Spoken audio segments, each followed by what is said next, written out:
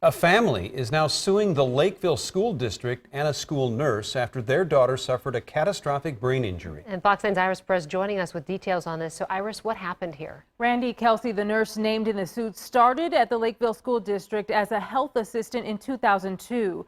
She still has her job at McGuire Middle School, but even though the district says this is the first complaint filed against the nurse, one family is now forever altered, they say, by her negligence.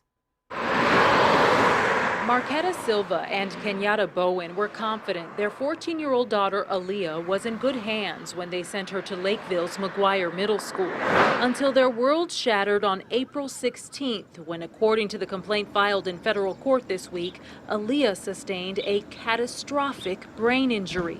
Aaliyah suffered an asthma exacerbation, a condition the school nurse was well aware of. When Aaliyah reported to the nurse with the flare-up, the family alleges the nurse failed to properly evaluate, treat, or monitor Aaliyah as required by the written instructions of Aaliyah's pulmonologist. The complaint alleges that after the nurse administered Aaliyah's nebulizer, instead of checking her respiratory condition, she sent her back to gym class with a dangerously elevated resting pulse rate of 124 beats per minute.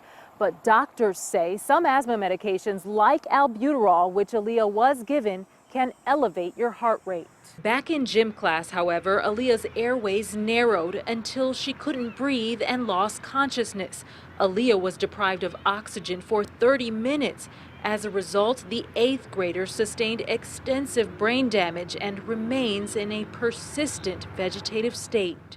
Further, the suit claims the nurse's failure to properly accommodate Aaliyah's disability not only violates the Americans with Disabilities Act, but also the Rehabilitation Act of 1973 and Human Rights Act. The family's attorney now seeks an excess of $10 million in damages. In a statement, the Lakeville School District spokesman Blois Olson writes, "We express our deepest sympathy for the student and family. The district takes student health seriously and abides by medical protocols and emergency response procedures. It is our position that the Lakeville area schools are not responsible for the injuries outlined in the complaint." Of course, we'll follow this one closely. Randy, Kelsey, back All right, to you. thank you, Iris.